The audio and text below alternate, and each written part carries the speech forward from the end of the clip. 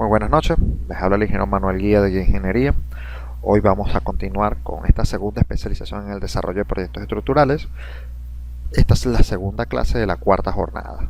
En sesiones anteriores hemos visto cómo inicializar todos los elementos de un modelo matemático, desde la parte de definición de unidades, definición de materiales, definición de secciones transversales, tanto de elementos frame como elementos de shell, y las casos de carga, combinaciones de carga, masa source.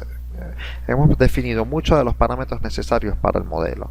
Ahora estamos pasando en la fase de dibujo.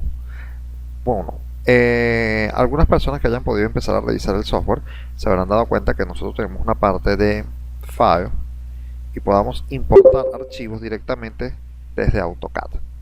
Esta parte, vamos a ver acá, file, archivo, importar. Podemos importar una serie de archivos, no solamente de AutoCAD, sino también de Revit Structure. En AutoCAD puede ser en archivos de XF o de WG, de otros programas como el SIGTUB, Step y Steel Detail Neutral, o sea, IFS, GIS, Standard Pro. Fíjense, estos archivos, este proceso de importación,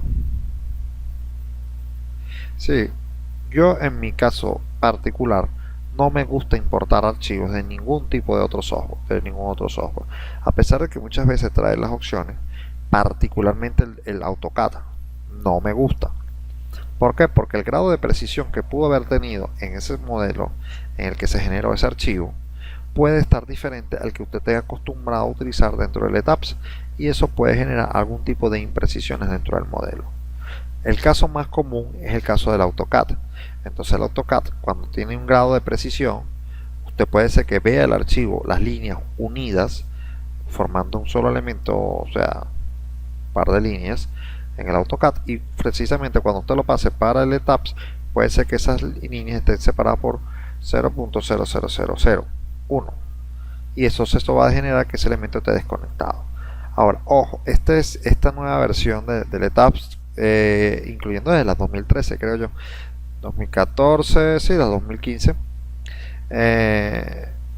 ya vamos a decir, esta modalidad de importación de archivos de AutoCAD ha mejorado mucho. Tanto es así que ahora lo podemos importar por capas, lo podemos importar, si nuestro archivo de AutoCAD está bastante bien construido, elaborado por capas y todos los elementos, podemos incluso traérnoslos de esa manera, por capas. Y por ejemplo decir, bueno, estas son las ejes de la capa de columna, la capa de losa, la capa de vigas, e importar el archivo de una manera un poco más, vamos a decir, correcta. Pero desde mi punto de vista, les recomiendo siempre construyan el modelo dentro del software.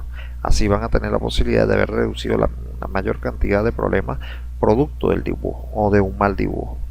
¿Sí? Entonces, dicho esto, vamos a dar un repaso más o menos las herramientas que nosotros vimos la última clase. Fíjense que de dibujo pudimos ver lo que era la barrita inclinada,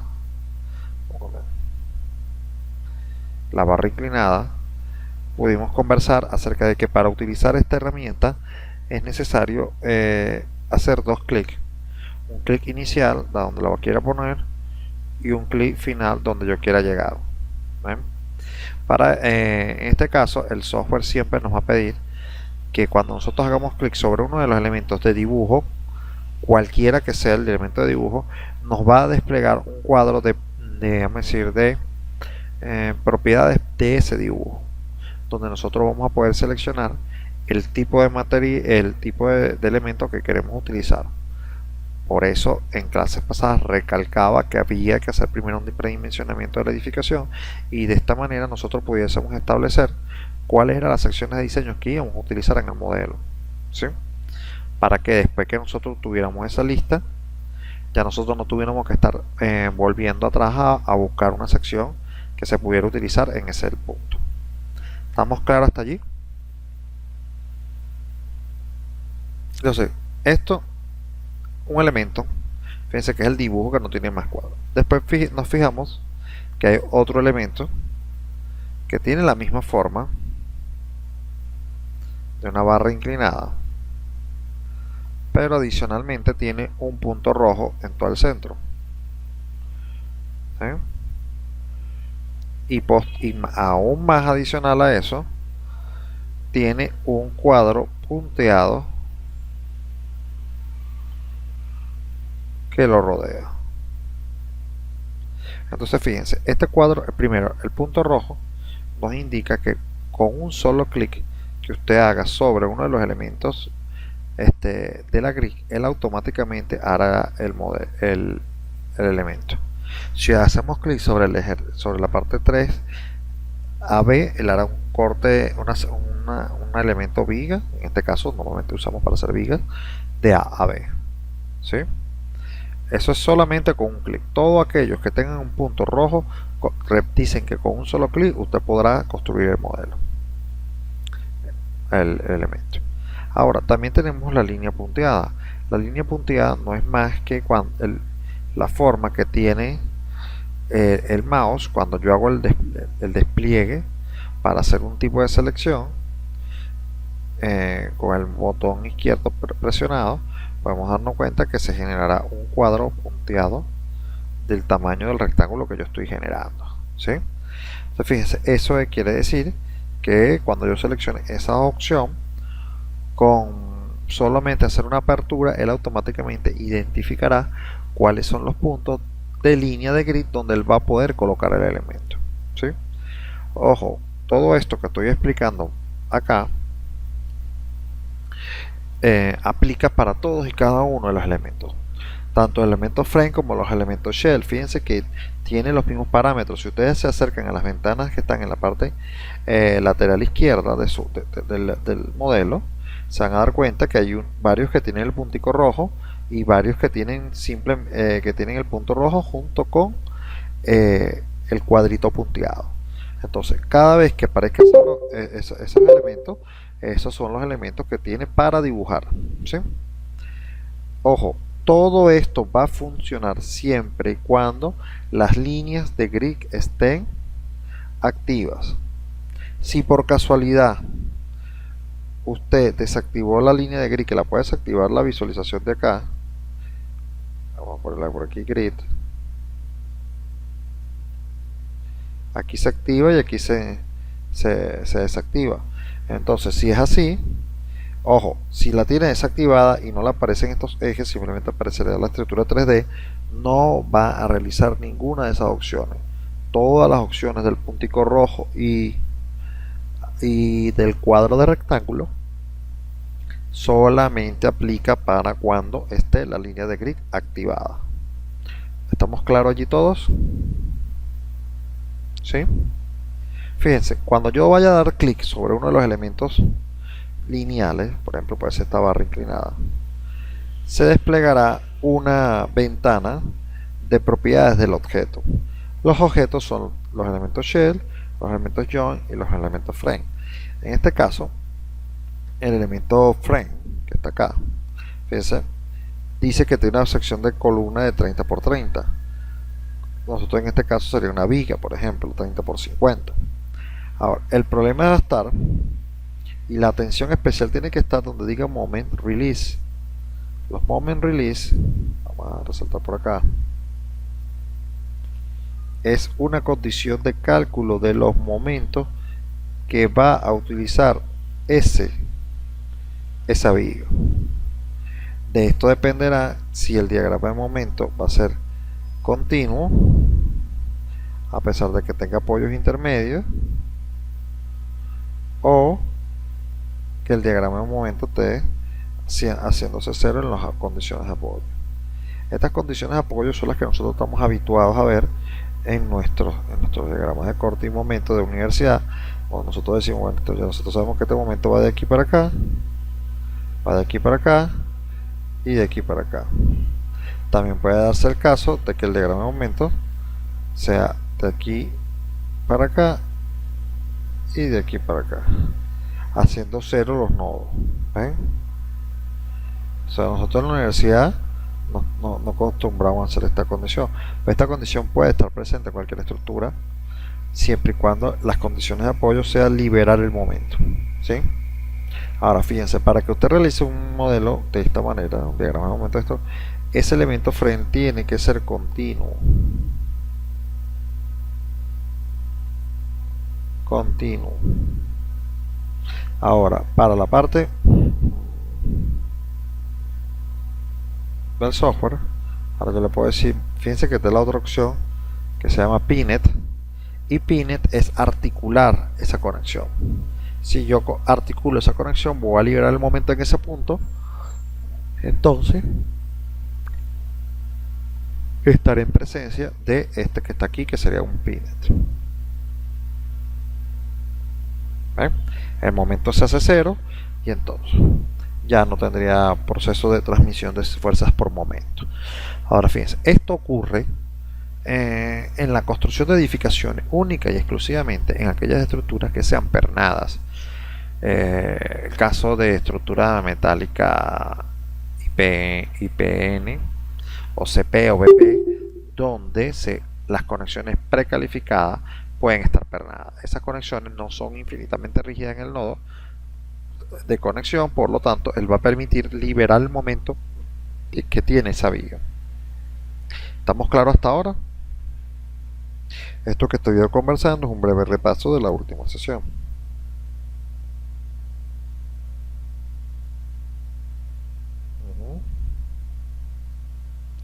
¿Todo bien? Ok, fíjense algo. No puede existir el caso.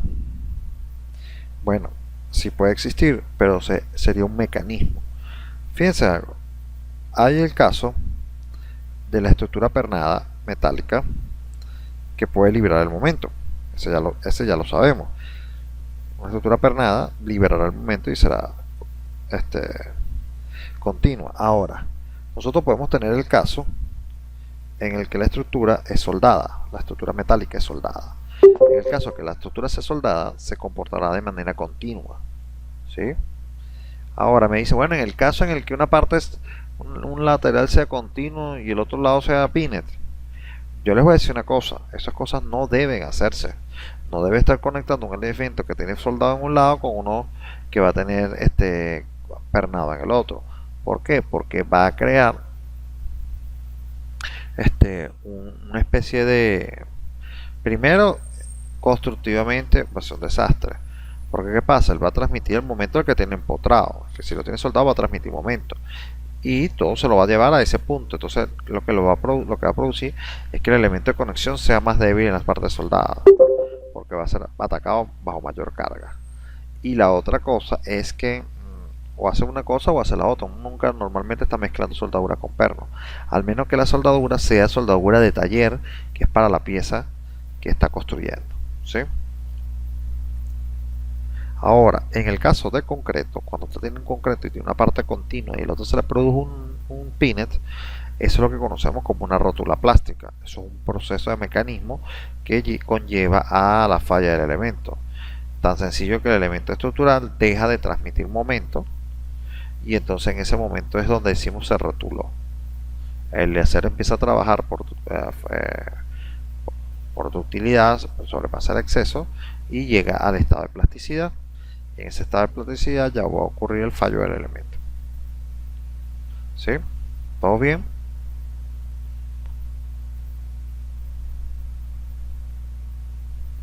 ¿Todo claro? Ok. Bueno, fíjense algo. Estas condiciones que tenemos ahora de dibujo, también hay una que está adicional. Esa que está ahí adicional es la condición de columna. Vamos a ver acá. La condición de columna es una de las más fáciles de conocer. ¿Por qué? Porque tiene la forma de un IPN aquí rodeado de puntos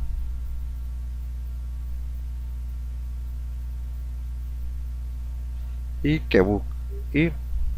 un punto rojo, ¿sí? Dentro del perfil. Por ejemplo, acá, punto rojo. ¿Qué decimos del punto rojo? El punto rojo no es más que un indicador de que con un solo clic puedes generar el elemento. Esos elementos que nosotros de los que estamos conversando se activan cuando estemos trabajando en la planta. Entonces fíjense, cuando yo decido, ahorita en este momento aparece desactivado porque estoy parado en la planta nivel 0. Las columnas se generan desde el plano donde está uno parado hacia abajo. Por eso en ese caso la tengo como gris, no hace nada, porque estoy en la planta nivel 0. Eso es normal allí. Fíjense, cuando ya yo subo un nivel, en el nivel 1, de 3, a una altura de 350, ya yo voy a poder poner columnas. ¿Qué va a suceder cuando coloque la columna? Cuando yo le haga clic sobre el elemento, se desplegará una tabla de propiedades donde precisamente una de esas propiedades es la sección transversal, en este caso de la columna que voy a dibujar.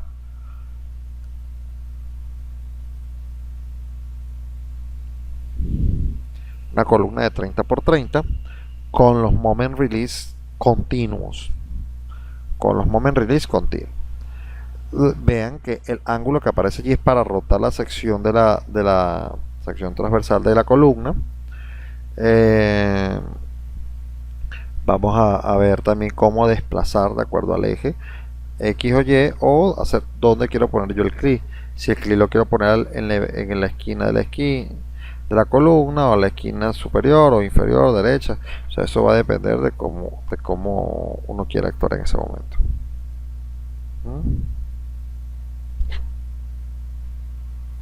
Ok, entonces fíjense que aquí también dice Draw a Use Grid. Evidentemente, ojo, podemos tener más de una línea de grid en un modelo. Entonces, como podemos tener más de una línea de grid en un modelo, yo puedo decir que dibuje por una grid o dibuje hacia la otra grid. De manera que cuando yo quiera hacer el barrido, recuerden que tengo cuadritos punteados, yo puedo hacer un barrido de columnas, y entonces él use la línea de grid que yo le estoy indicando para que solamente coloque columnas en ese punto. ¿Sí?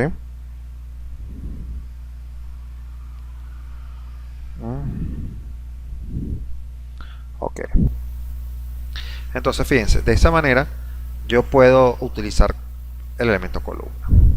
Ahora, quiero que presten atención a algo que les voy a mostrar ya, que ya esto es algo nuevo. Si se dan cuenta, en la ventana inferior derecha, aquí hay un link que dice One Story, otro que dice Global y otro que dice Unit. El de unidades ya lo conocemos, ya lo hemos utilizado varias veces. El de Global y el de One Story no lo hemos implementado todavía. El Global, fíjense que cuando uno despliega la ventana Global, va a tener en este caso dos opciones, una que dice Global y otra que dice G1.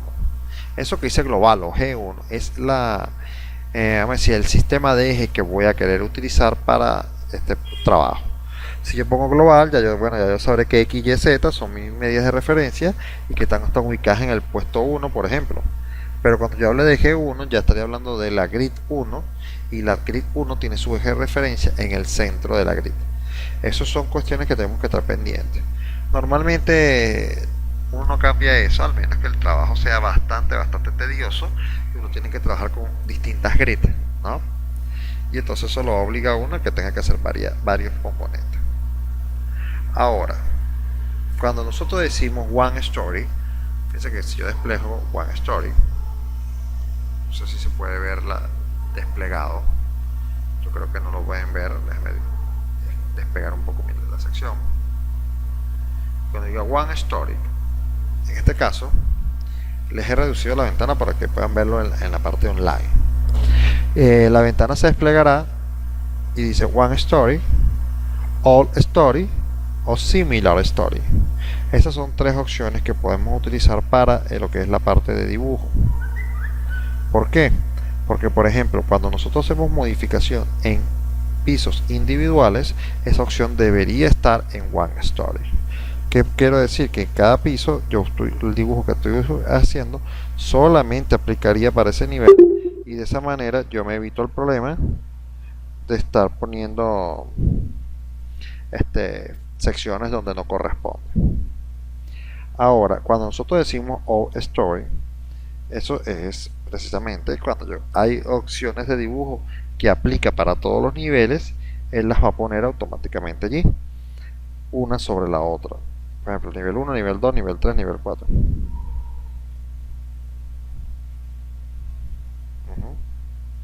Ahora, tenemos también la opción de Similar Story. La Similar Story, cuando nosotros definimos previamente las líneas de grid en la sección, en la parte vertical, nosotros establecimos que pudiese darse el caso de que un piso pudieran ser similares al otro. Entonces, estos son los casos precisamente. Si yo tengo 10 pisos y el piso 1 y el piso 2 tienen la misma sección de columna, nosotros pudiésemos estar diciendo que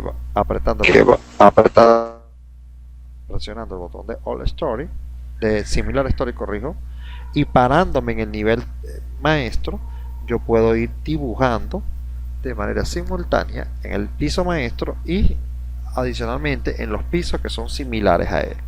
Estos se utilizan principalmente para cuando tenemos edificaciones muy altas, que es donde la sección transversal se va a mantener cada cierta distancia, o sea, cada cierto nivel. Nosotros en por ejemplo, en este edificio estamos haciendo una variación nada más de 3 secciones de columna, pero en edificaciones mucho más altas nosotros podemos decir que bueno, que esta sección de 30 por 30 aplicará para 3 pisos, para 35 por 25 aplicará para 4 pisos, o sea, la extensión va a ser mucho mayor, ¿sí? Entonces el proceso de dibujo será mucho más tedioso en ese sentido, y entonces ayudándonos con las opciones que están allí, nosotros podemos, es mucho lo que podríamos avanzar en vez de estar haciendo dibujos nivel por nivel. ¿Estamos claros allí entonces? ¿Sí? Entonces fíjense, ¿qué es lo que voy a hacer yo? Hay algo que tiene que estar igual en todos los niveles, y esos son los nervios. Los nervios de losa y las losas tienen que estar de igual manera en todos los niveles de entrepiso. Ahora, ¿para qué voy a hacer yo? Bueno, me voy a presionar, en vez de decir One Story en la versión en la ventana inferior derecha, la voy a cambiar por un All Story. Todos los niveles, ya lo voy a remarcar acá para que lo puedan ver aquí. All Story.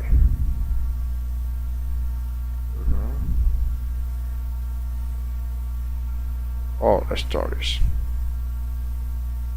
¿Ven?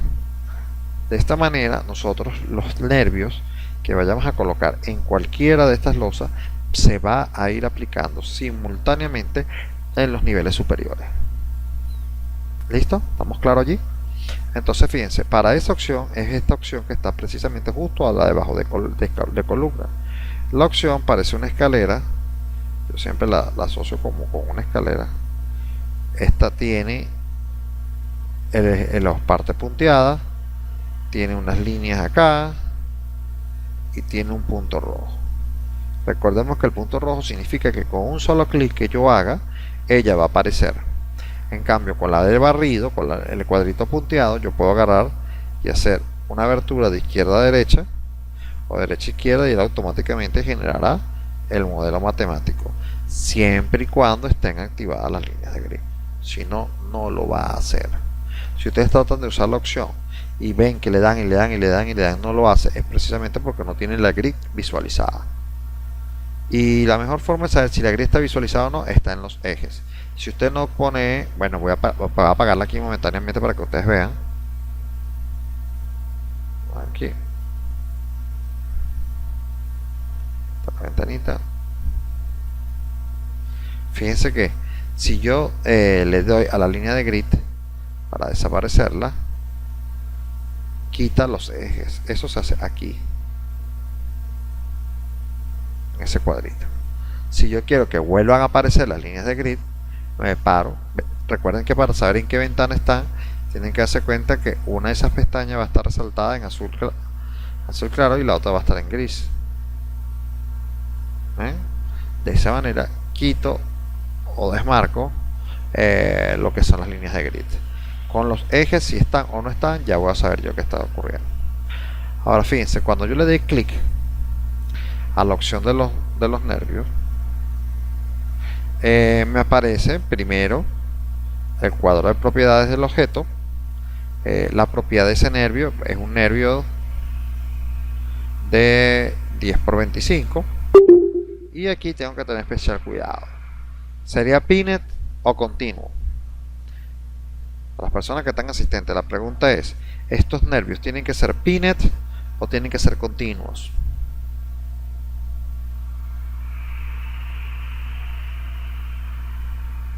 Fíjense, en este caso particular del nervio de 10 por 25, que es un nervio de concreto armado, debe estar de forma continua los momentos release.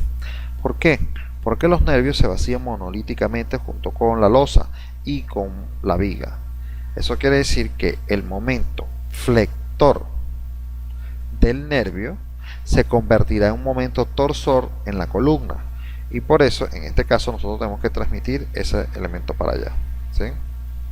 Ahora, en muchos casos nosotros tenemos que desconectar o generar una propiedad de nervio dentro del nervio donde las fuerzas torsionales sean cero para evitar torsión dentro del nervio, y eso lo vamos a ver mucho más adelante en la parte de diseño, ¿sí?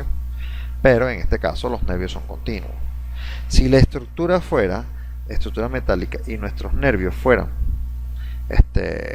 ternados, en este caso tendrían que ser pinnet para que puedan estar liberados los momentos que tenga él allí. Ahora fíjense, los nervios podemos ponerlos de dos maneras. Uno, ya sea especificando el número de vigas o nervios que vamos a poner, o el máximo espacio entre ellos. En los nervios de concreto es bastante fácil esto de los espacios, porque el bloque piñata no permite una distancia mayor de 50 centímetros entre eje de nervio y eje de nervio. ¿Por qué? Porque tiene 40 de ancho y un nervio de, vamos a ver, de 15 centímetros, de 10 centímetros, quedaría justamente allí.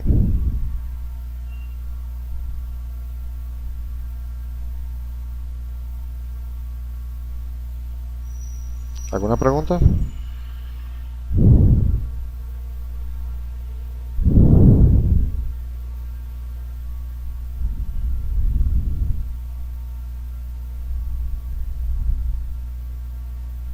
Ok, continúo. Ahora fíjense, cuando digo máximo espaciamiento, abajo se activa la ventana que dice Max Space 50. Entonces en vez de si es 200, le vamos a poner 50 centímetros. Y en donde dice orientación aproximada, puede estar basado en Y, en X, o de alguna dirección que nosotros les podamos dar entre vigas, entre bordes de losa. Ahora, en estos casos particulares, vamos a suponer que va a ser nervado en X, y le doy X, y fíjense cómo apenas con solos posar el mouse sobre el centro de alguna de las losas, él va a indicar la cantidad de nervios y la posición y la dirección que estos van a llegar. Fíjense, hasta ahí no le he dado clic, solamente le dice cómo va a ser la forma. Si usted está de acuerdo que la dirección sea en X, le puede hacer un clic sobre el centro del espacio, sí, o sea, sería, vamos a decir, dentro del paño de lo que sería, de lo que va a ocupar la losa, y él automáticamente va a incluir los nervios dispuestos cada 50 centímetros, ¿sí? Ahora fíjense la ventaja, como yo usé la versión de Story, fíjense que apenas hice allá en la parte de arriba, se puede ver planta nivel 350 Z35 Line Drawing Wall Mode. Eso está en la primera planta, pero si se fijan en la parte 3D, se habrán dado cuenta que en esa posición también puso los nervios, tanto en el nivel 2, nivel 3, nivel 4, en el chico 96. Eso es lo que nosotros ganamos con el All Story. Ahora, nosotros sabemos que esa opción que estoy poniendo de nervios también tienen un barrido. Eso quiere decir que yo puedo llegar y construir, hacer un barrido de izquierda a derecha, como en AutoCAD, y a ella le digo, ok, ¿cuál es la diferencia entre eso y las personas que dictaron y ven a la clase, vamos a decir, presencial? En la clase presencial ustedes también están haciéndolo a medida de que yo les doy tiempo para que lo ejecuten. Ahora, las personas que están haciéndolo online deben practicarlo. Señores, esto hay que practicarlo para que ustedes puedan tener vamos a decir, una cierta habilidad ganada con esto, ¿sí? Ok, ¿estamos claros hasta acá? Fíjense, cuando el elemento requiera, o sea, el edificio requiera nervios en dos direcciones, tienen que tener especial cuidado con esto. ¿Por qué?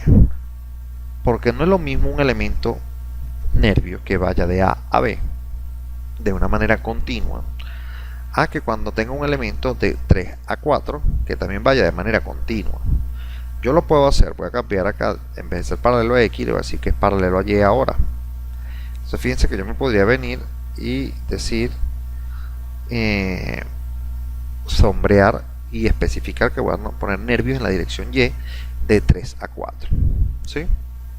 El problema de colocar los nervios de 3 a 4, bueno, ya debe estar, ahí está visualizándose, fíjense que se ven las líneas rojas punteadas, eso quiere decir que no le he dado clic todavía. Ahora, el problema que va a generar el poner esos nervios en esa posición continuos es que ya los A a B son continuos y los 3 a 4 no podrán ser continuos porque no van a tener elementos de conexión entre los nervios. Eso quiere decir que la flecha no va a ser, vamos a decir, analizada, nervada en dos direcciones. ¿Por qué? Porque no hay puntos que permitan hacer eso. En mi caso particular, sugiero que cuando vayan a hacer eso, una de las, por ejemplo, losas nervadas en dos direcciones, independientemente de cuánto sea la abertura y todo, deben hacer que un solo elemento, por ejemplo, el izquierdo o derecho, puede ser el de A a B o el de 3 a 4, tienen que ser continuos, uno de ellos continuo. Y el otro elemento en la otra dirección, la dirección ortogonal, tiene que ser discontinuo. Fíjense cómo está ahorita sombreada la primera fase. Fíjense, entonces, ¿qué es lo que tendría yo que hacer si es nervado en dos direcciones? Tendría que empezar a hacer clic parte por parte para yo poder generar una sección en dos direcciones en el mismo modelo. El otro y aquí está el otro. ¿Sí lo ven? Un elemento continuo y un elemento discontinuo. Bueno, fíjense, acá el problema principal va a ser la flecha y también la transmisión de las cargas. Son dos cosas. Fíjense que una cosa, y hay cosas que tenemos que tener bastante claros nosotros como ingenieros. Una cosa es lo que nosotros estamos acostumbrados a hacer manualmente y otra cosa es la forma en la que la trabajará el software. ¿Sí? Cuando nosotros trabajamos manualmente, nosotros hacemos una sola sección transversal, la hacemos a mano y ahí eso basta para nuestro análisis, área tributaria, y ahí hallamos la flecha. En cambio, para el software necesita tener la mayor cantidad de puntos posibles para poder hacer correctamente o aplicar correctamente la metodología de elemento finito. Recuerden una cosa, algo es aplicar el método de elemento finito, la metodología de elemento finito, y otra cosa es el cálculo de elementos finitos. Son dos cosas totalmente distintas. Cuando nosotros hablamos de calcular el elemento finito, tenemos que hablar precisamente, propiamente, estamos hablando del cálculo del sólido, del elemento sólido que va a tener diferenciales de X, de Y y de Z, que es lo que nosotros calculamos en las integrales triples. Para eso utilizamos los sólidos. Recuerden que cuando usamos las integrales triples se nos da el volumen del elemento. Y entonces cuando hablamos de cálculo de elementos finitos, tenemos que solamente, estamos hablando de ese cuadrito que tiene un volumen. Y ese cubito que nosotros estamos acostumbrados a ver en la universidad, recuerden que tiene unos tau, x, y, unos vectores, unas fuerzas cortantes, unos esfuerzos cortantes, unos esfuerzos axiales, unos esfuerzos torsores. Estamos hablando ya de niveles de esfuerzo cuando hablamos de elementos finitos como tal. ¿Estamos claros hasta allí? Ahora, cuando hablamos de la aplicación de la metodología de elementos finitos, lo único que estamos hablando es que nosotros tendremos mayor precisión de cualquier cálculo siempre y cuando los elementos que vayamos a calcular sean elementos diferenciales o sean elementos mucho más pequeños. Mientras más pequeño sea el elemento a evaluar, mayor va a ser la precisión que vamos a obtener. Evidentemente va a llegar un momento en que la precisión ya va a ser ridículamente la ganancia, ¿sí? Entonces, ¿qué es lo que hacemos? Nosotros discretizamos, ya sea la losa o sea los elementos estructurales, de manera de que podamos sobrellevar eso. Por ejemplo, yo pudiese colocar una losa en este elemento AB 3,4, en ese paño, yo pudiese colocar una sola losa perfectamente. Ahora, el cálculo de la losa la precisión, la flecha de esa losa va a ser mejor si cada uno de esos punticos que están ahí en esa retícula participan en la deformación. Recuerden algo, los puntos, los joints, son aquello que nos va a permitir a nosotros generar puntos de fuerzas y puntos de deflexiones. Si no existiese ese punto, no vamos a poder tener la precisión posible.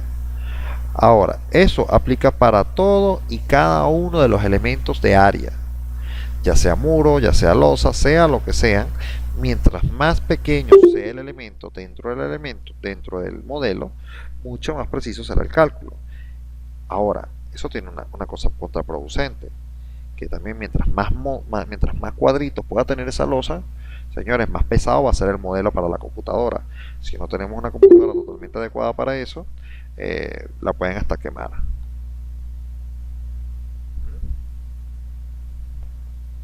¿Alguna pregunta? ¿Está aclarada la duda? Entonces, fíjense, repito, ¿qué pasa? Si yo los pongo continuos, los dos, sin poner alguno discretizada, el elemento frame, ¿qué es lo que va a ocurrir? Simplemente que voy a tener la retícula formada, pero no voy a tener los puntos que me van a ayudar a conformar eso. Entonces, no vale la pena poner ese elemento de esa forma, ¿va? Vamos a retorcer esto acá. Vamos a quitarlos de aquí porque los tuve que ya había guardado. Vamos a rehacerlos en X. Ok. ¿A cuánto se recomienda hacer la discretización? La discretización, mire, en un caso de una edificación sencilla, pueden hacerla de paño a paño. Ojo, recomiendo hacerla de paño a paño. Vamos a hacer aquí una marca. La voy a hacer aquí. Yo recomendaría que usted le hiciera de aquí a aquí, de aquí a aquí, de aquí a aquí y de aquí a aquí. No importa que la losa, no, pero es que la losa es un solo ambiente y todo va a tener la misma carga. Sí, pero la transmisión no va a ser la misma. Cuando usted haga una losa, cualquiera, ella tiene 4 puntos de conexión, que por ejemplo son los vértices, vértice 1, vértice 2, vértice 3, vértice 4. Entonces fíjense, cuando usted haga cualquier elemento va a tener los 4 puntos de conexión, este y este. Eso es los externos, pero internamente dentro del modelo Shell siempre va a haber un punto de conexión aquí en la parte interna, aquí en la parte interna, en la parte interna y en la parte interna. Pero corrijo, eso va intrínseco dentro del elemento Shell. No lo va a poder señalar como un punto, etcétera, etcétera. No va a poder. Cuando usted vea un elemento Shell, solamente va a ver los 4 vértices. Los 4 o los 3 vértices, puede ser de 3 vértices. Ahora, a pesar de que yo pudiese pasar una sola losa desde el vértice 4A hasta el vértice 1D, o sea, de lado a lado, yo no recomiendo hacer eso. ¿Por qué? Uno, vamos a tener, esa losa solamente va a tener 4 puntos de conexión y no va a transmitir correctamente todos los esfuerzos. O sea, por lo menos con la precisión que nosotros requeriríamos. ¿Cuál es mi recomendación? Hagan las losas paño por paño. Paño por paño. Porque, ¿qué va a ocurrir? Paño por paño, normalmente, y le digo normalmente, los arquitectos generan sus ambientes y suelen dividirlos por columnas. Entonces pudiese ser que el paño donde está 3, 4, AB, ese paño, vamos a darle unos nombres a estos paños: paño 1, paño 2, el paño 3, paño 4, paño 5, paño 6, el paño 7, el paño 8 y el paño 9. Todos esos paños. Posiblemente el paño 5 es habitaciones y el paño 6 es una biblioteca. O sea, eso puede variar. Los ambientes normalmente varían, los pasillos. Entonces, ¿qué pasa? Nosotros necesitamos tener lo más discretizado posible esas losas para poder nosotros incluir las cargas que correspondan a distintos ambientes. Ahora, eso es en base a la parte de ambientes. Ahora, una recomendación mucho más exacta. Aquí me pregunta, pero aunque los ambientes varíen, no necesariamente tiene que variar la carga. Claro que sí. No es lo mismo la carga de una habitación que el de una biblioteca.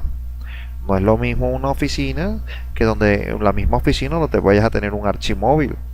No es lo mismo los ambientes de pasillos que los ambientes de oficinas. O sea, recuerden algo, en la norma de acciones mínimas venezolana y en la gran mayoría de las otras normas, o sea, para las personas que están del exterior, cada país tiene incluida una norma de, de cargas, de acciones mínimas. Y me consta, por lo menos para el caso de Colombia, me consta para el caso de Ecuador, me consta para el caso de Bolivia, me consta para el caso de Perú, que son normas con las que he trabajado. O sea, hemos hecho proyectos con estas personas y ellos tienen las normas de acciones mínimas y varían de acuerdo al uso de la edificación y al ambiente que vaya a tener esa edificación. Si no me recuerdo, recuerden la carga variable, nosotros en la norma nuestra, la Covenin, nos sale un cuadro en el donde dice, ok, es un hospital, pero son con asientos fijos o con asientos móviles, o sea, tiene una gran cantidad de cosas que son parámetros que van a determinar las cargas que van a ir allí. Ahora, nosotros tenemos que incluir esas cargas de acuerdo a la posición que por lo menos inicialmente le está dando el arquitecto. Si el arquitecto es el que está diseñando por lo menos un sistema de construcción para un centro comercial, le puedo asegurar que no va a poder poner las cargas uniformes. Va a haber cargas para los pasillos, va a haber cargas para las tiendas, va a haber cargas para los automercados, va a haber cargas para las salas de cine, o sea, va a variar, o sea, todo eso va a cambiar. Entonces, ahora, ojo, puede hacer algo más detallado. Yo normalmente hago el proceso de cargas y se van a dar cuenta, lo hago en dos fases. La primera fase hago losas por paños, como en este caso. Paño, paño, paño, paño, paño. Y después que yo le asigne la carga, hago una discretización mayor. Una discretización mayor. ¿Cuál va a ser la discretización mayor que voy a hacer? Yo simplemente voy a considerar ahora que el software, utilizando los nervios, me divida en mini losas que van a estar, su tamaño va a ser entre nervio y nervio. ¿Sí? Por ejemplo, en este caso sería como la que estoy colocando acá, manjeta. ¿Ven? Entonces fíjense, en este caso son de 50 centímetros por el ancho. ¿Sí? Con esto que estoy haciendo, estoy mejorando y optimizando las flechas que estoy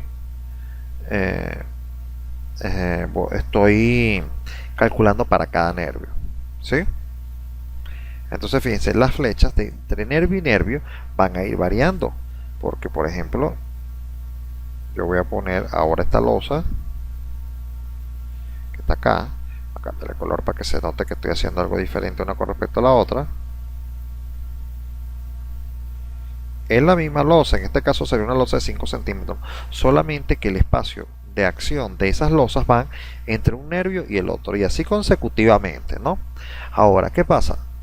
El problema es que ¿cuántas voy a hacer ahora?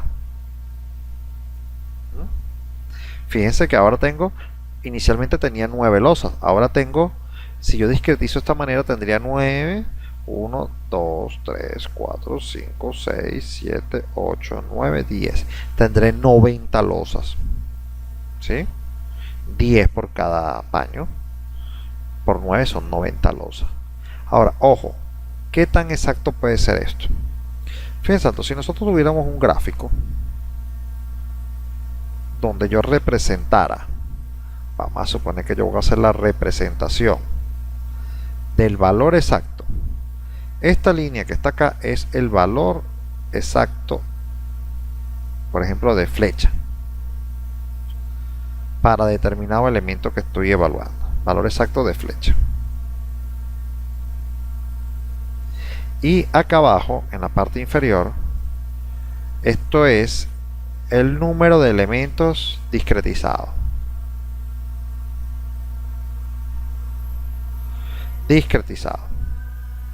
Entonces, ¿Cómo se manejaría esto? Bueno, señores, si yo fuese a hacer una gráfica acá, esta gráfica, vamos a hacerla de un color llamativo. Esta gráfica tendría algo como esto. Que me salga aquí correcto. Ok. Entonces, ¿cómo comería yo eso? Bueno, se come de la siguiente manera. Si yo divido el elemento una sola vez, o sea que es una sola losa, como en el caso de la losa que sería entre 4A y extendiéndome hasta 1D, o sea, una sola losa, yo pudiese tener una precisión en este punto, págata, de la curva.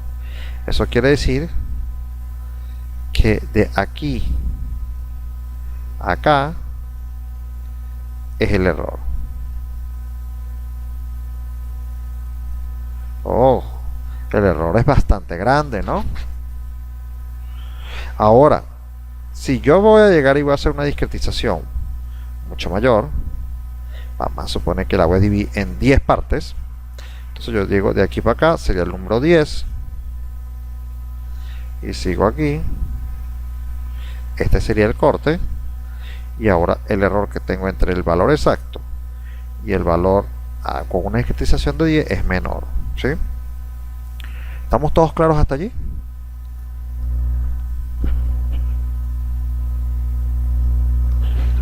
¿Estamos claros todos? Fíjense cómo va a variar un error de exactitud, de precisión de la flecha con una discretización o con la otra.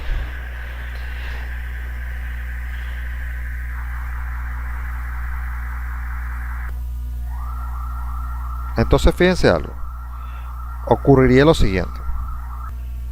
Fíjense, estamos claros entonces que mientras más tamaño, mientras más grande sea la precisión, menor va a ser el error. Ok, estamos en eso, claro.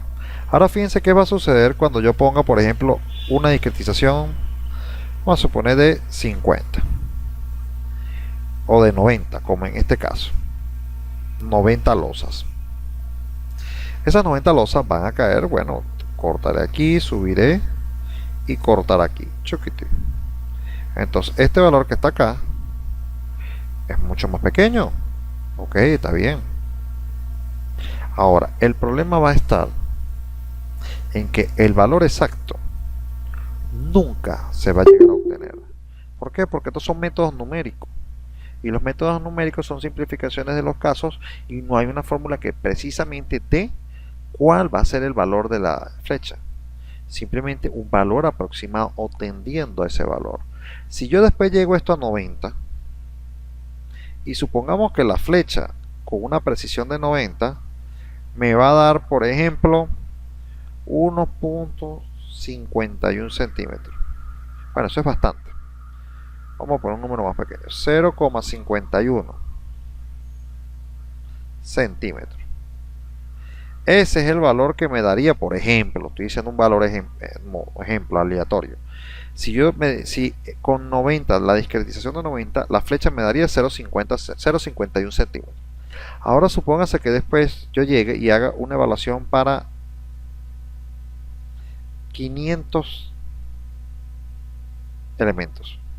Ya no son 90, sino que discreticé mucho más. Y cuando yo haga esos 500, fíjense la precisión que voy a obtener.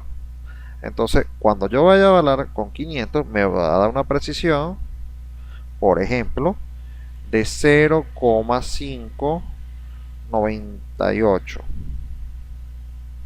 centímetros. Ok, estoy haciéndolo más exacto. Sí, pero entonces después vengo y digo, no, vamos a dividir eso en 1000, en 10.000, por ejemplo, o en 1000, para no ser tan grotescos aquí, o 10.000.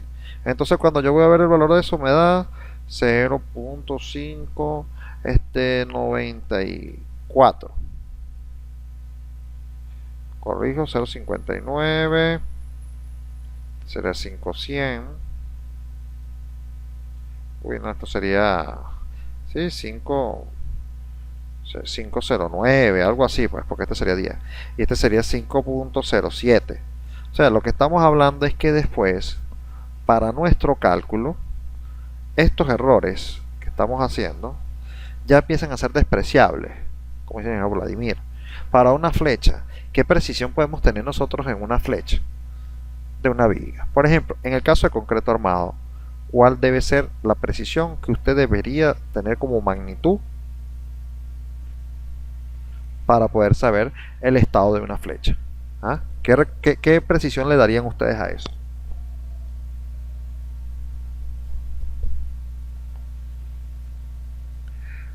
Jorge dice 0.001 centímetros o metros. ¿Qué unidades sería esa? Repito la pregunta. ¿Qué precisión le daría usted para el cálculo de una flecha de un elemento de concreto armado?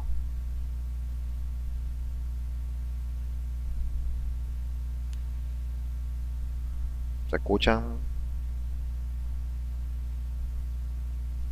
Jorge, eso no tiene nada que ver con eso. Ese valor no es para eso. Repito, la pregunta es, ¿qué precisión le tiene que dar usted qué tendría que tener usted para evaluar una flecha? Repito, la pregunta la va a hacer desde otra manera. Si usted fuese a calcular la flecha de determinado elemento que está allí, ¿qué valor sería, hasta qué valor sería lógico para usted?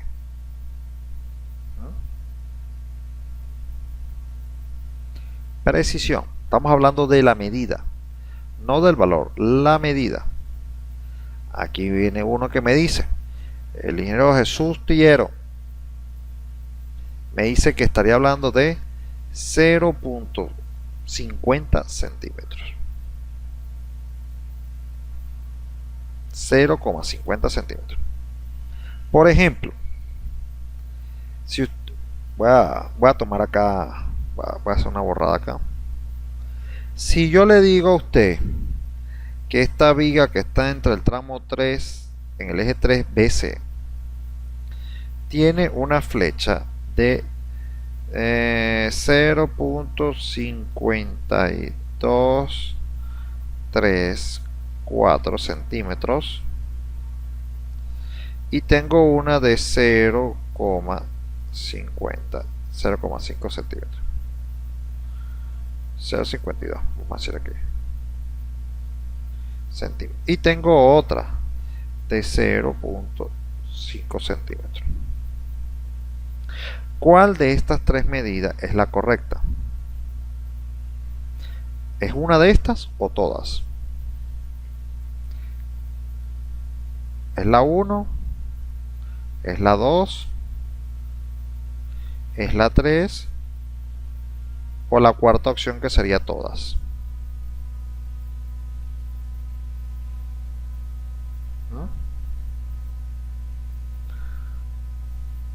Aquí me dicen que todas.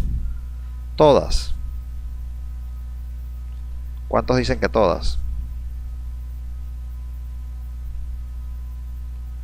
Les falta preguntar algo, que es con lo que ustedes tendrían que preguntar. Ojo, ¿con qué se tomó esa medida? Ajá. El elemento para medir, ¿con qué la tomó?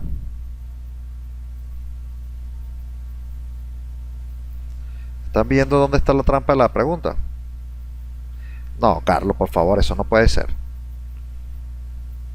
Ojo, ¿con qué lo midió? Estamos hablando del instrumento de medición, amigos.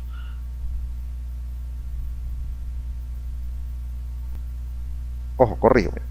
Si yo les estoy diciendo que estoy tomando una medida y les digo que la medida de esta viga que estoy resaltando es una de estas tres o todas, ¿cuál de esas medidas es la correcta? Ustedes pueden decir, bueno, todos es el mismo número, pero el número no es lo mismo. No tiene nada que ver con el número. Tiene que ver con la precisión con la que ustedes pudieron haberlo medido. No hay un aparato, o hay un aparato, algo de medición, de precisión, así como me dicen, que de esta medida, con 4 decimales. En centímetros no. Entonces, la única medida lógica que yo pude haber utilizado, por ejemplo, es este 0,50 centímetros. Porque cuando tengo el metro, ese aparatico que nosotros utilizamos, que tenemos en los bolsillos siempre para, como dice un amigo, que ese es parte del disfraz de ingeniero, es el metro.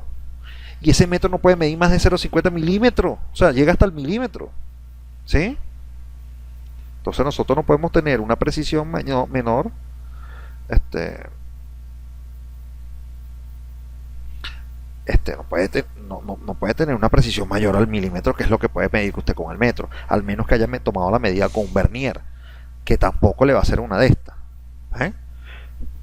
Eso mismo es lo que quiero hablar con la losa. De nada le sirve decir que la flecha de la losa es 0,5234 si no tiene cómo verificarlo. Y esto es parte del trabajo que tienen que tener claro al momento de, por ejemplo, hacer una evaluación. Si nosotros vamos a hacer una evaluación de una estructura existente, vamos a tomar medidas del sitio. Y si nos toca evaluar una flecha, hey, ¿con qué vamos a medir esto? Pues, si lo vamos a medir con vernier, o lo vamos a medir con un metro, o con algo de precisión. O sea, dependiendo de la precisión que queramos tener en el resultado, ya nosotros tenemos que saber el grado de discretización que tenemos que hallar. Por ejemplo, esto es lo que estamos diciendo. Si yo fuera a hacer una evaluación, si yo fuese a hacer una medición de este edificio, y yo voy a llegar al sitio y veo, mire, la flecha que estoy teniendo en sitio, estamos hablando de lo que está en sitio, un edificio que vamos a evaluar, y yo puedo obtener las flechas, las deformaciones que están teniendo ahorita. Y entonces, si yo llego y digo, mire señores, si yo digo que esa viga tiene una deformación de 0,52 centímetros, lo medí, por ejemplo, en ese caso lo puede haber medido con vernier, pero sigo 0,50 centímetros. Ok, perfecto. Esto es lo que me da la medida en obra. Yo llegué y medí el sitio, y este fue el valor que me dio, 0,50 centímetros. Perfecto. Hago el modelo que trate de representar esa estructura. Pero ¿qué pasa?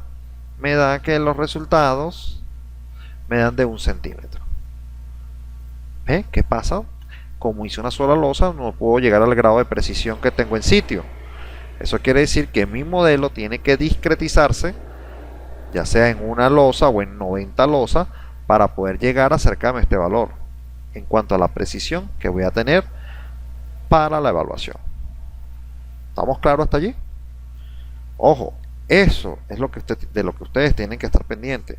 El grado de precisión que requerimos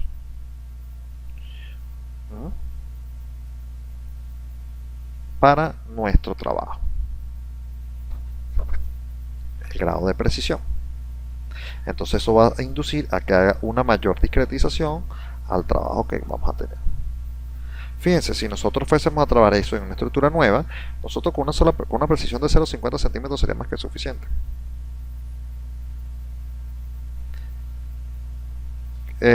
Fíjense, hay que tener especial cuidado con el grado de precisión que queremos en el trabajo, para poder comparar esos valores o validar, sobre todo en los casos de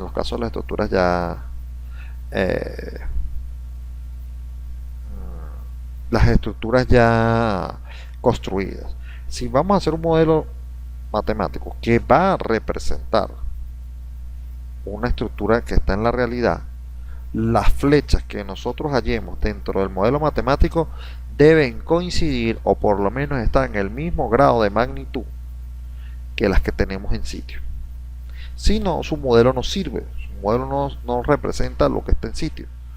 Y muchas veces no representa lo que está en sitio porque no se le ha dado la precisión a la losa lo suficiente precisión de losa, no se ha discretizado suficientemente la losa para llegar a ese grado de precisión. ¿Estamos claros hasta allí?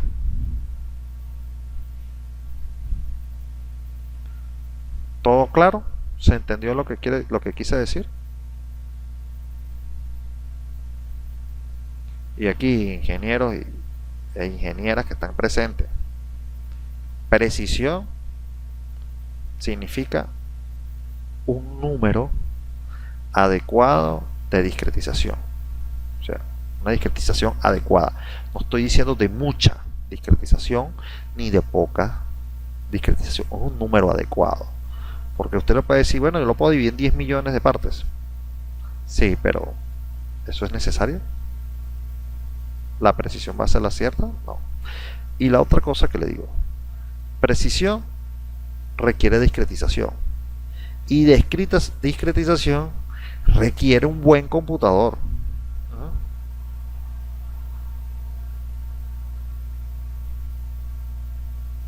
¿Sí?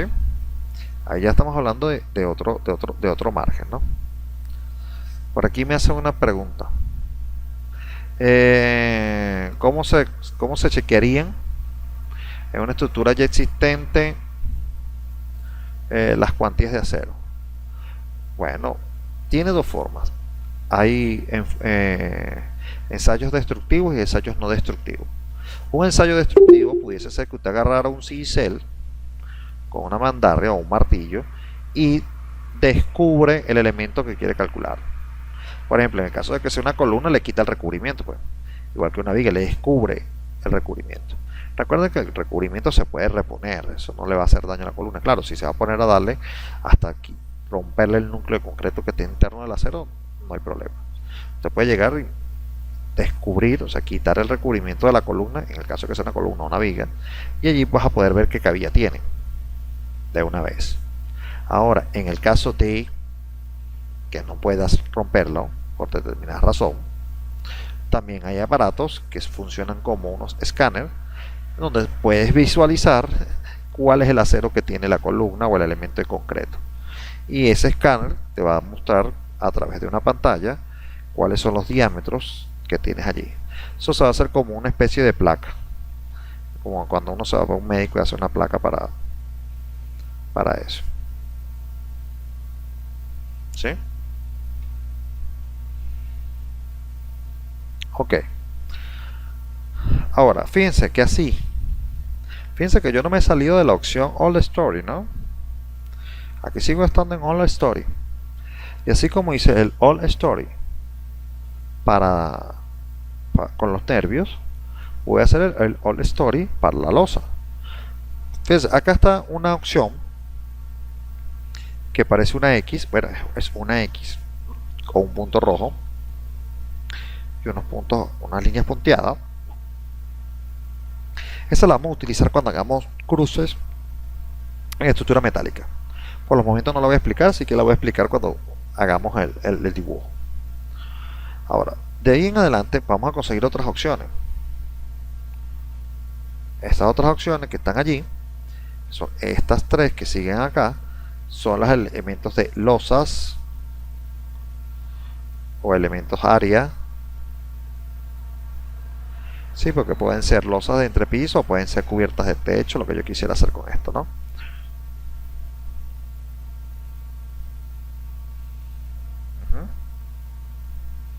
¿Alguna pregunta?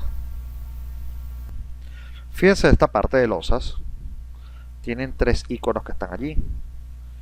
Vamos a tratar de dibujar uno aquí, más grande, con unos punticos aquí en los vértices. Ok. Tengo uno que es un rectángulo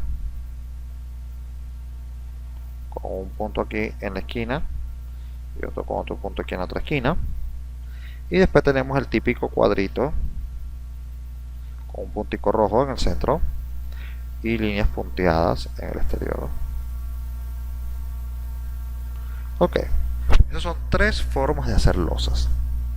Una más, vamos a decir una un poco más tediosa que otra. La primera, la número 1, es cuando usted llega, por ejemplo, hacemos clic sobre ella y lo primero que va a aparecer, como en todos los casos que trate usted de dibujar, le va a aparecer una ventana de propiedades del objeto. Y allí nosotros lo primero que hacemos es decir, mire, la losa va a ser, por ejemplo, de 5 centímetros, que es el primer dibujo que haríamos. ¿Sí? Quiere buscar los vórtices por líneas. O sea, yo realmente no utilizo ninguna de estas opciones porque estas son opciones que uno utiliza para dibujar, ¿no? pero como yo me guío mucho con mis líneas de grid, tengo mayor precisión con eso.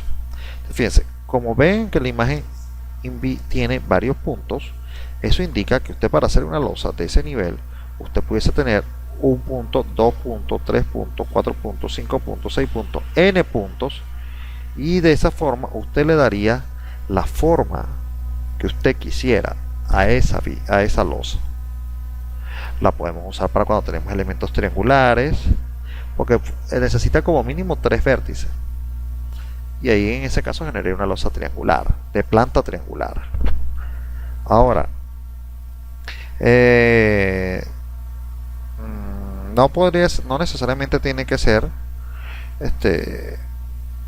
cuadrada, como les digo, puede ser triangular, puede ser hectagonal, puede ser de cualquier forma, puede ser algo aleatorio como lo que acabo de dibujar, pero siempre va a requerir que usted haga por lo mínimo 3 clics, ¿sí? Para poder generar la losa más pequeña que va a poder generar con esta opción es de 3 vértices, ¿sí? Y entonces vas a requerir que por lo mínimo hagas 3 clics. Ahora, esto es perfecto para cuando tenemos que hacer trabajos de precisión. Por ejemplo, un voladizo que está curvo, evidentemente no lo vamos a poder hacer curvo, pero lo podremos hacer una secuencia de triangulitos que le pueden ayudar a quedar la forma triangular. Recuerde que muchas de nuestras cosas estructurales las vamos a hacer cuadradas, por lo menos esos volados que son rectangulares, que son curvos, yo normalmente hago esos rectángulos, y después yo supongo que ese borde curvo lo vamos a dar con el acabado.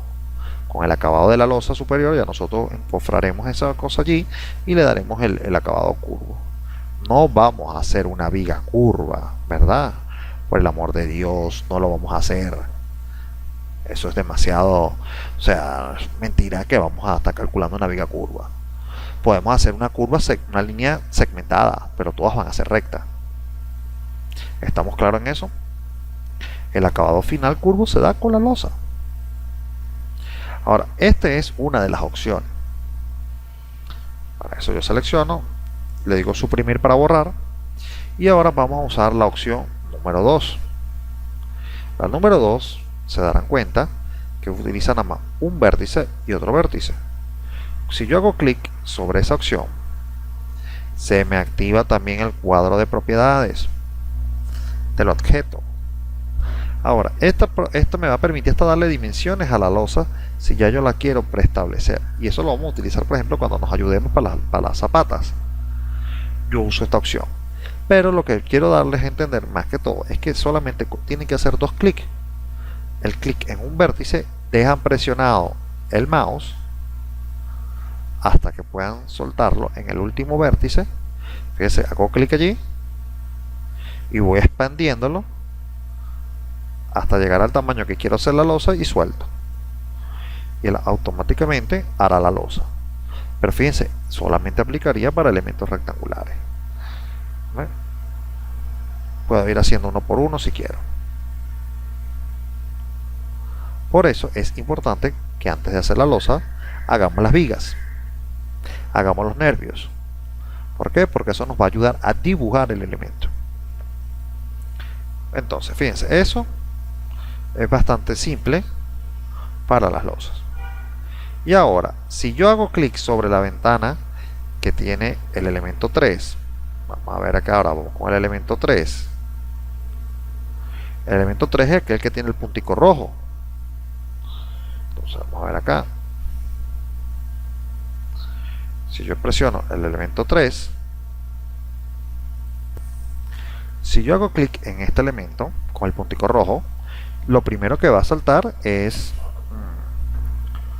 el cuadro de propiedades de la losa. ¿Qué vamos a utilizar para hacerlo? Bueno, la grid. Eso dice la grid.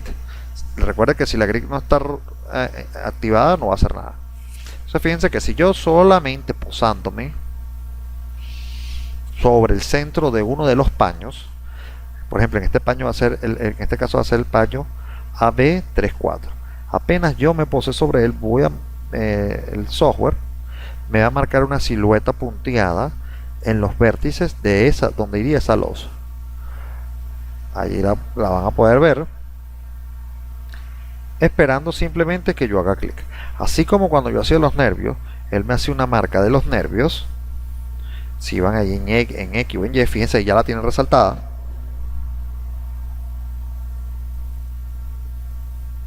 Con yo solamente hacer un clic, ya haría toda la losa. Ahora, tengo que estar pendiente y muy atento, porque en este caso la losa, el software entiende que podemos tener una losa hasta el nivel de planta baja. Y por eso se habrán fijado que en la parte 3D ha puesto todas las losas en todos los niveles hasta en planta baja, que eso que está allí. Así, si yo hago un clic independiente de uno por uno, también puedo hacer un barrido completo de todas las losas. Cuando yo hago ese barrido completo de todas las losas, él simplemente me va a colocar una losa en cada paño. No me las va a poner de manera con una losa para todo el entrepiso, sino que me va a poner una losa para cada paño. Fíjense, ahí no he soltado todavía el mouse. Fíjense que ahí ya yo tendré las 9 losas en cada paño. Cuando suelte, las generará todas para poder terminar allí. ¿Sí? Fíjense, ahí las tiene todas ya. Vamos a quitar esta imagen un momento. Ahora fíjense, en el modelo 3D tengo todas las losas hasta en la planta baja. Y esa losa de planta baja es la que ya yo debo eliminar. Ok, voy a irme a bajar al nivel 0. Nivel 0, que está acá. El nivel 0 es el nivel de planta baja. Yo no acostumbro a poner las losas en ese punto. Las pongo después que calcule y todo eso, y después yo les daré indicaciones de cómo hacer eso, cómo ayudarme después con las zapatas a través del ETABS. Yo por lo menos en el ETABS hago primero todo el cálculo de la superestructura, todo, y después que la tengo lista, ya calculada, es que yo paso a la parte de infraestructura, hago algunos ajustes con el ETABS y después eso lo exporto al SAFE, que es el software especializado en la parte de fundaciones superficiales y pilotes, etcétera, sistemas de losas y de fundaciones, porque también puedo calcular losas de entrepiso macizas. Entonces, ojo, señores, esta losa que está aquí no debe ir en este nivel por los momentos, así que no la voy a poner. Recuerde que tiene en All Story. Si yo elimino una losa de estas aquí con el All Story, me la va a eliminar también en los otros niveles. Entonces tengo que estar pendiente que yo debo quitar el All Story y después la paso a One Story. El One Story ahora sí me va a permitir que yo seleccione los elementos individuales 1, 2, 3, 4, 5, 6, 7, 8, 9, le diga suprimir y las borro. Las borré sin eliminar las losas superiores. Fíjense, este modelo hasta ahora, en mi caso particular, yo digo que ya está dibujado. Ya el modelo está completamente dibujado. Recuerden, debo verificar los puntos en la base, si están empotrados o no. Deberían estar empotrados. Ya he colocado los nervios, he colocado vigas, he colocado las columnas, he colocado las losas. Ahora fíjense, hay cosas que tenemos en nuestras normas que dependen de otras. Por ejemplo, déjenme buscar aquí, abrir un archivo que me pueda servir.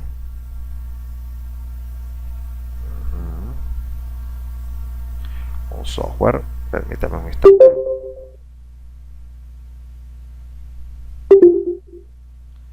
El famoso Paint, que lo usamos muchos de nosotros para todo. Ok.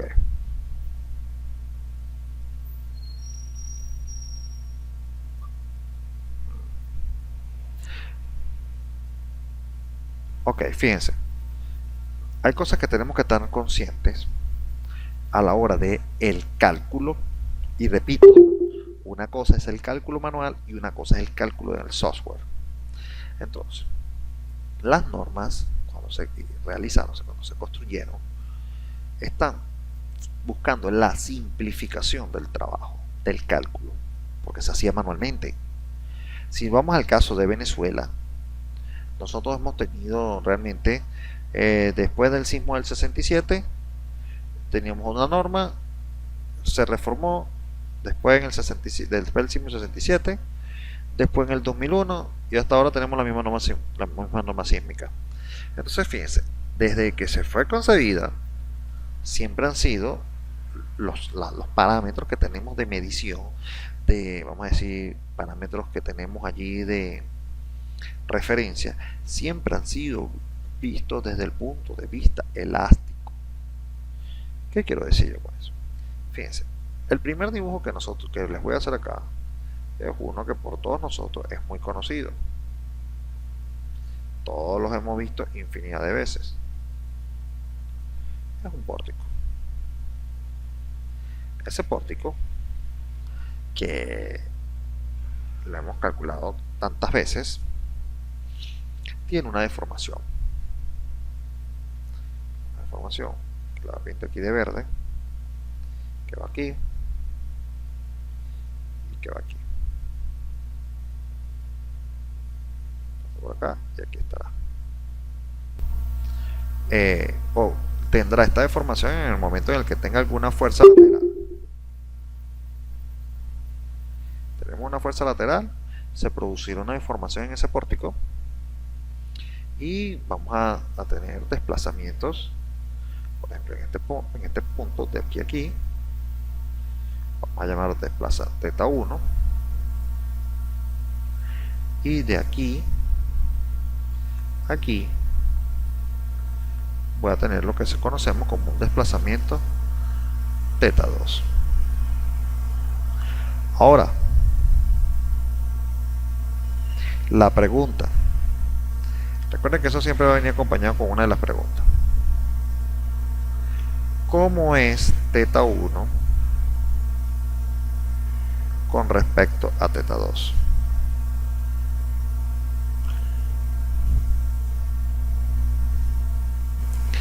Acá, de acuerdo a la cantidad de respuestas que ustedes están dando, me estoy dando cuenta que está actuando un automático. El automático es que todos me están respondiendo que teta 1 es igual a teta 2. Y eso es cierto sí, y solo sí, este diafragma es rígido. Si tenemos un diafragma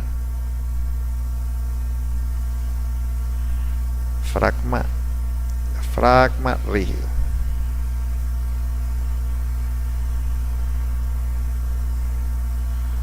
¿qué decimos que tenemos un diafragma rígido? Un diafragma rígido es una propiedad que tiene la losa, en el cual evitamos que haya deformaciones en la perpendicular a ella, o sea, en Z. Cuando usted dice que tiene un diafragma rígido, quiere decir que no tiene deformaciones en Z. Por lo tanto, si usted no tiene ningún tipo de deformación en Z, los desplazamientos horizontales en cualquier punto de esa losa van a ser iguales. Y aunque eso está en la norma, no es del todo cierto.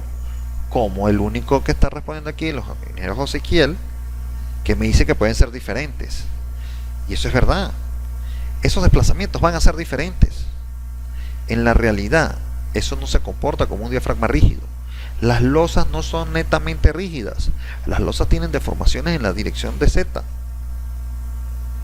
Pero, si usted no considera el diafragma rígido, si usted dice, mire, ok, yo sé que las losas se deforman en Z, pero entonces si usted no considera que los diafragmas son rígidos, esta otra imagen que les voy a dibujar, que también es bastante conocida para todos,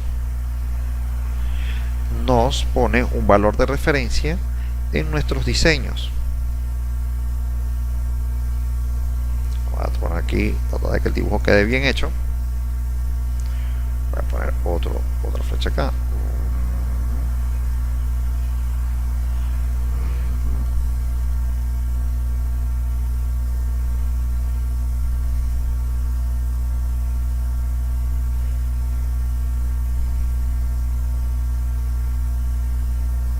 ¿Sí? Ahí tienen la imagen. Esta otra imagen que tienen aquí le permite a usted calcular a qué cosa. Primero aquí vamos a tener las alturas entre pisos. La altura aquí, de aquí, de aquí, de aquí, de aquí, de aquí, de aquí. Las alturas H. Supone que la H es igual en todos lados. Y también tengo este delta. Vamos a llamar este delta de n, delta n porque está en un piso más elevado. Y este sería el delta n-1. Y ahora, con eso, ¿qué calculamos? ¿Qué podemos calcular con esos valores? Desplazamientos y alturas. O diferencias de nivel, como la queramos llamar. Si yo llego y hago una ecuación matemática, vamos a ponerla por aquí, donde delta n menos delta n-1 dividido entre h. Bueno, eso evidentemente es lo que llamamos derivas. Derivas de entrepiso. Las derivas de entrepiso dependerá del grado de daño y allí es donde tienen que utilizar el 0.012 o el 0.018, que son elementos para evaluar el grado de daño y de deformación que va a tener. Y si excedemos uno de estos valores, ya podemos decir que nuestro diseño es incorrecto. Tenemos que aumentar el tamaño de la sección para poder obtener un mejor resultado. ¿Estamos claros hasta allí? Eso lo hemos usado todos, ¿sí? ¿Estamos claros en esto?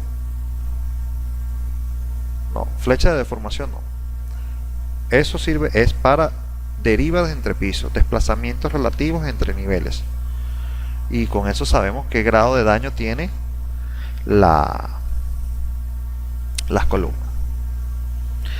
Bueno, señores, eso aplica solamente si usted está poniendo el diafragma rígido. Si usted tiene diafragma flexible, no puede comparar con esos valores. Eso se cumple sí y solo si el diafragma es rígido. De resto, no se sirve. Entonces, si nosotros queremos comparar los valores de deriva que vamos a obtener con el software con los que tenemos en la norma, tenemos que hacer que los diafragmas del software sean rígidos. Y eso se logra haciendo lo siguiente. Cuando venimos al menú definir, nos vamos a conseguir con una opción que se llama diafragmas. Esa opción diafragma nos va a permitir establecer la propiedad de losa rígida en el entrepiso y para poder usar lo que sabemos ya. Tengo diafragma rígido, él por naturaleza trae ya uno definido que se llama D1. Ahora, este D1 que estamos hablando, y esto es una diferencia muy marcada entre el SAP y el ETAPS. El ETAPS define el diafragma en los elementos de área. En cambio, el SAP lo define en los puntos del entrepiso. Por ejemplo, este D1 yo le voy a decir modificar las propiedades para ver qué opciones trae. Y aquí me doy cuenta, haciendo clic acá, que el diafragma está marcado como rígido. Puede llegar a ser semirrígido, pero en este caso, para nosotros poder usar los números patrón de la norma, debemos establecer que este diafragma de 1 sea rígido, porque es el que le voy a asignar en todas las losas. ¿Estamos claros allí? Ok. Fíjense, ya sé que ese diafragma rígido D1 ese D1 ya es un diafragma rígido. Le digo OK, le digo OK. Ahora, una cosa es definir la propiedad y otra cosa es asignar la propiedad. En este caso, yo voy a asignar la propiedad diafragma rígido a cada entrepiso. Entonces, ¿cómo hago eso? Por ejemplo, estoy en el nivel 350, selecciono, hago un barrido de todos los elementos que están ahí.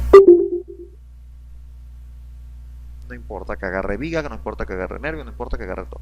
Porque igual la asignación que voy a hacer es a el elemento shell. Le digo asignar al shell diafragma. Esa es la opción que voy a usar. Y este paso que voy a hacer debe hacerse nivel por nivel. ¿Por qué? Porque no todos los niveles van a tener el mismo grado de rigidez. Sí puedo, anteriormente yo utilizaba por ejemplo un diafragma para cada nivel, pero en este caso la edificación, como es un solo cuerpo, puede tener el mismo diafragma para cada entrepiso, y después yo voy a poder obtener gráficos de eso. ¿Estamos claros? Esperando allí. Ahí está la actualización de la ventana. Asignar al shell un diafragma. Hago clic allí, me va a pedir cuál diafragma quiere colocar. Evidentemente quiero colocar el D1, que es el único que tengo definido, y le digo aplicar. Apenas yo le diga aplicar, él automáticamente va a ubicar el centro de rigideces del entrepiso. Y entonces, ¿qué es lo que tengo que hacer yo? Subir al siguiente nivel, seleccionar otra vez la losa o los elementos que pertenecen a esa losa, le vuelvo a decir aplicar y vuelvo a generar el diafragma, vuelvo a subir de nivel, vuelvo a aplicar y así voy consecutivamente seleccionando y asignando el diafragma, aplicando, para que de esta manera pueda yo cubrir todos los diafragmas. Diafragmas acá y diafragmas acá. Vamos a poner esto en 3D para que se le vea aquí todos los centros del entrepiso, y esto vamos a poner en planta. Ahora, ojo, todos y cada uno de los niveles de entrepiso deben tener el diafragma asignado. Sin el diafragma no solamente no van a poder obtener las deformaciones, sino que no van a poder hacer el análisis sísmico. Sin el diafragma asignado, recuerden, diafragma es igual a masa por aceleración. Ese diafragma está ubicando el centro de rigidez y de masas, y entonces no va a tener donde aplicar la masa. Y eso quiere decir que entonces no va a poder hacer el análisis sísmico, no va a obtener desplazamientos. Entonces, ojo, nada hace con definir la función espectral, generar el caso espectral, generar las combinaciones espectrales, si no incluye el diafragma. No hace absolutamente nada. ¿Estamos claros allí? Ahora, yo sé que algunos de ustedes están tomando notas y algunos van a guardar este video. Entonces quiero dejar bien claro en este video: hay elementos en los que no se puede conectar un diafragma. El primero, ninguna losa inclinada debe llevar diafragma. Ni techos inclinados, ni rampas, ni escaleras, nada inclinado. Ningún elemento de área que esté inclinado va a llevar diafragma. No se le asigna diafragma. ¿Estamos claros todos ahí? Nada de lo que esté inclinado va a llevar diafragma, porque le va a dar un error y no va a correr. Ese es el primer punto. Segundo punto, ningún nivel intermedio de pisos. Por ejemplo, cuando se hacen descansos en las escaleras, ese elemento que está horizontal no debe llevar diafragma. Si yo tengo algo entre el nivel 0, vamos a poner aquí una vista en elevación cualquiera, y por ejemplo yo tengo un descanso aquí, por ejemplo, suponer una escalera aquí, tengo un descanso y esta que sigue hasta acá. Esta escalera no lleva diafragma. No. Si tiene mezaninas, una mezanina, dependiendo de su tamaño, es una altura de nivel 1. Entonces, si es una altura de nivel, bueno, defínalo como otro piso y ahí sí podrá poner diafragma. Pero no vaya a poner que, por ejemplo, en este nivel, yo voy a poner una losita aquí, con una rampita, y a esta le voy a poner diafragma. Tampoco. Nada que esté entre un nivel y el otro lleva diafragma. No. Los diafragmas solamente van a ir en los niveles de entrepiso. Uno aquí, uno aquí, uno aquí, uno acá y uno acá. Y en el último piso es porque la losa es horizontal. Si fuera inclinada, no llevara. Entonces, ni aquí, ni aquí, ni aquí, ni cosas así llevan diafragma. No, les da un error.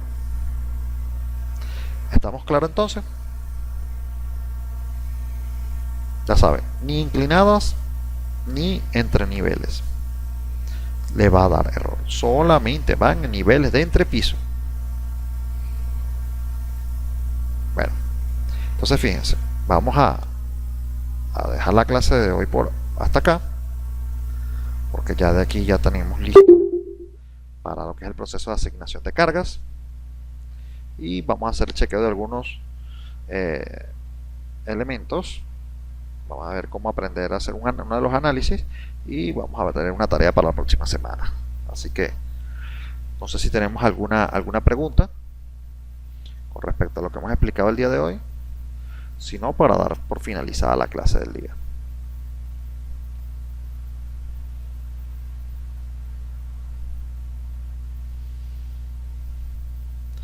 Bueno, si no tenemos ninguna otra pregunta, bueno, hasta mañana y que descansen.